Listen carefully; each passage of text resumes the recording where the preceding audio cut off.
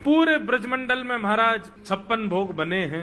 देसी घी की मधुर सुगंध आ रही है। सब ब्रजवासी अपने अपने घरों में 56 भोग बना रहे हैं। ठाकुर जी नंद बाबा के पास गए, गोद में जाकर के बैठ गए और नंद बाबा से बोले, बाबा जे कौन के काजे 56 भोग बननो है?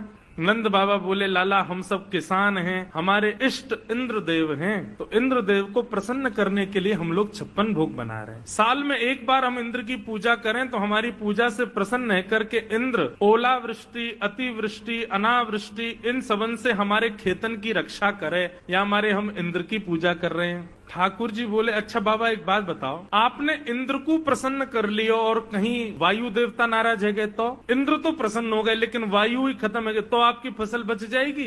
बोले नहीं। तो फिर वायु देवता की भी पूजा करो। तो इंद्र देवता की भी, वायु देवता की भी। और बाबा एक बात और सुनो, कहीं इंद्र देवता प्रसन्न है गए, वायु देवता प्रसन्न है गए और सूर्य देवता नाराज है गए और वो सोचे कि मैं तो प्रकट ही नहीं हूँ, तो आपकी फसल है जाएगी, आपकी खेती बाड़ी है जाएगी? बोले नहीं, सूर्य का प्रकाश तो चाहिए। तो फिर तीसरे सूर्य देवता की भी पूजा करो।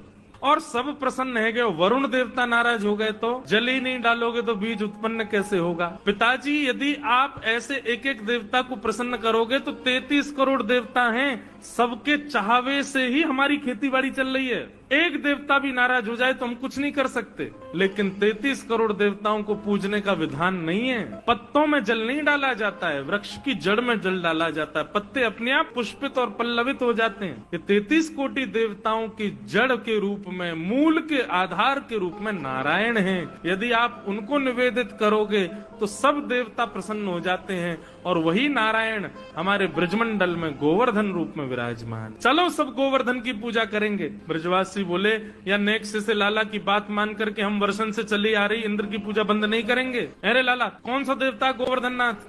बोले साक्षात नारायण ही हमारे ब्रजमंडल में गोवर्धन रूप में विराज रहे हैं। लाला कहीं इंद्र नाराज है गए तो?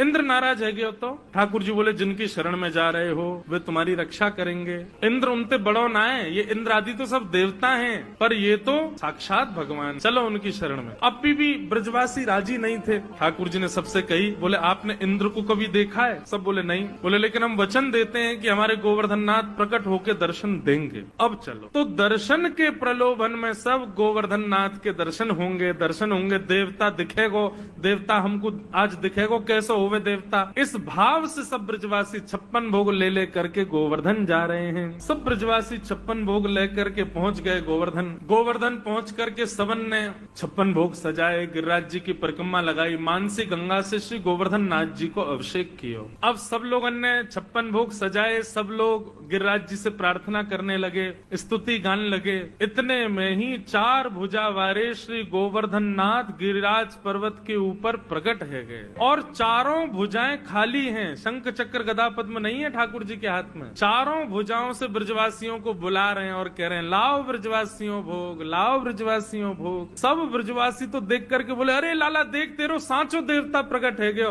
अरे भैया, हमने तो जीवन में पहली बार देवता देखो, देखियो कैसो प्रकाश आ रहा है यहाँ में। सब ब्रजवासी अपने अपने घर की सामग्री लेकर के जा रहे हैं, अपने हाथ से गिरिराज जी को पवारे। आप ही पूजे, आप पुजावे। ठाकुर जी खुद ही पूजा कर रहे हैं, खुद को ही पुजवा रहे हैं। 2 रूप से खड़े हैं, एक रूप से गिरिराज जी पे, एक रूप से नीचे।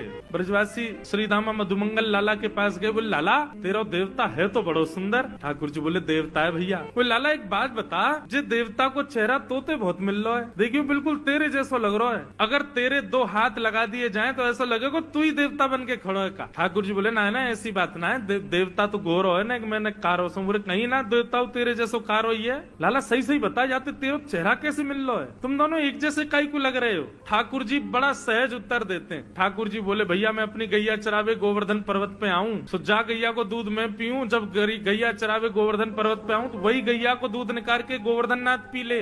एक ही गैया को दूध हम दोनों पी में, हमारो चेहरा मिले। श्रीधामा बोलो, लाला जे कोई बात तो है ना, एक गैया को दूध पीवे तो चेहरा कैसे मिले? बोले जैसे मैया को दूध पीवे थे बहन भैया को चेहरा मिल जाए, वैसे गैया को दूध पीवे थे मेरा और गिरिराज जी को चेहरा मिले। मधुमंगल श्रीधाम बोले, लाला तो फिर बछड़ान को चेहरा क्यों ना मिल लो हम थे? ये बछड़ा बछिया अब ऐसे मोह नंबो करके क्यों चले, जो तो गैया को दूध पी में। लाला सांची बताइए तेरो चेहरा कैसे मिल लो? या ठाकुर जी बोले, यही बात है और कोई बात ना है। ठाकुर जी बात वहीं रोक करके कहीं और चले गए। लेकिन ब्रजवासियों का भोलापन देखो, इतने में नारद जी आए और 56 भोग में से कुछ सामग्री लेके इंद्र के पास चले गए। इंद्र से बोले, और इंद्र क्या हालचाल तुम्हारे? इंद्र बोले, बढ़िया, हाथ आगे करो जरा। इंद्र ने हाथ आगे किया, बोले लो मोहन थार खाओ। इंद्र ने मोहन थार खाई, बड़ी बढ़िया, कहाँ से लाए? बोले बढ़िया लग रही है। बोले हाँ। बोले लो पेड़ा खाओ, लो रसगुल्ला खाओ, एक कलाकंद खाओ, रबड़ी खाओ। इंद्र बोलो, महाराज आनंद आ गया, कहाँ से लाए हो इतना स्वादिष्ट? बोले तुमको स्वाद तो पता होगा, थोड़ा स्वाद समझ नहीं आ रहा तुम्हारे?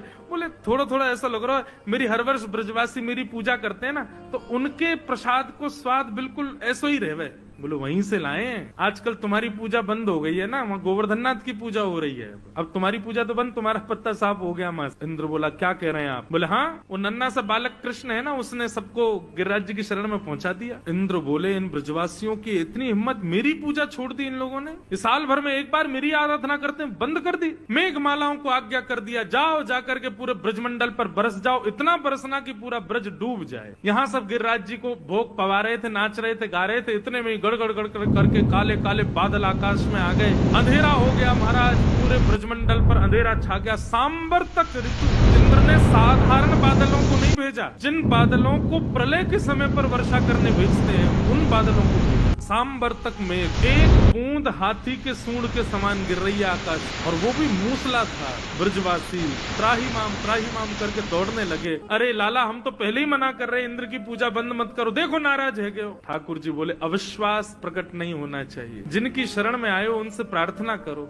सब ब्रजवासी घुटनों पर बैठ गए, सब ब्रजवासी नेत्र बंद करके हाथ जोड़ करके प्रार्थना कर रहे थे। इतने में ही हमारे बाल कृष्ण प्रभु गए, गिरिराज जी को प्रणाम किया, प्रणाम करके एक तरफ से दोनों भुजाओं से उठा करके भीतर प्रवेश किया, और प्रवेश करके 7 कोस लंबे चौड़े गिरिराज पर्वत को अपने बाम हस्त की इकन्नी उंगली के नख पर ठाकुर जी ने धारण कर। आ जाओ सब ब्रजवासियों, सब आकर के खड़े है जाओ, मैंने गिरिराज जी उठा लिए। सब ब्रजवासी दौड़े महाराज, लाखों ब्रजवासी थे। बीच में एक पर्वत के ऊपर ठाकुर जी खड़े हैं, चारों तरफ ब्रजवासी अपनी अपनी छड़ी लगा करके खड़े है गए। सबन ने अपनी छड़ी लगा ली और सब एक टक अपलक नेत्रों से ठाकुर जी को देख रहे हैं। लाला, तूने इतना बड़ा गिरिराज पर्वत कैसे उठा लियो? ये तोपे तेरी उंगली पे ऐसे कैसे उठ गो गिरिराज जी? ये तो बहुत बड़ा पर्वत है लाला, 21 किलोमीटर लंबो चौड़ो पर्वत है। ठाकुर जी बोले, हम जय जय हैं, आओ प्रणाम करो। ए मधुमंगल श्रीराम, चला प्रणाम कर। बोले लाला, तू जो कहेगो सो मान जाएंगे, लेकिन जे ना मानेंगे कि तू जय जय है। तू जय जय ना है, तू भगवान ना लाला, तू तो हमारो लाला है, तू तो हमारो सखा है, तू तो हमारो मित्र है, तू भगवान ना है। तेने ये गिरिराज जी भगवान बन के नहीं उठाए, तू सही बता तेरी उंगली में शक्ति कहाँ से आई? ठाकुर जी के नेत्र बंधुओं सजल हो गए। कितने भोले, कितने सरल, कितने सहज ब्रजवासी, ये मानते ही नहीं है कि मैं भगवान। ठाकुर जी बोले, बताऊं मैंने कैसे उठाए? बोले बता। बोले पहले आप सब अपनी छड़ी हटाओ। ठाकुर जी सब ब्रजवासी बोले, लाला छड़ी हटा देंगे तो गिरिराज जी नीचे आ जाएंगे। बोले तो फिर मैं अपनी उंगली हटा लूं, तुम लोगों की छड़ी पर टिक रहे हैं तो? बोले हाँ लाला, तू अब हटा ले एक बार, हमने छड़ी लगा ली, यही पर टिक गए। ठाकुर जी ने जैसी उंगली नीचे करी, सोई सबन की छड़ी टूट गई, गिरिराज जी नीचे आने लगे। ओ लाला संभाल संभाल। ठाकुर जी ने फिर से उंगली लगाई, अब तो दूर दूर तक कोई सपोर्ट नहीं, अकेले ठाकुर। लाला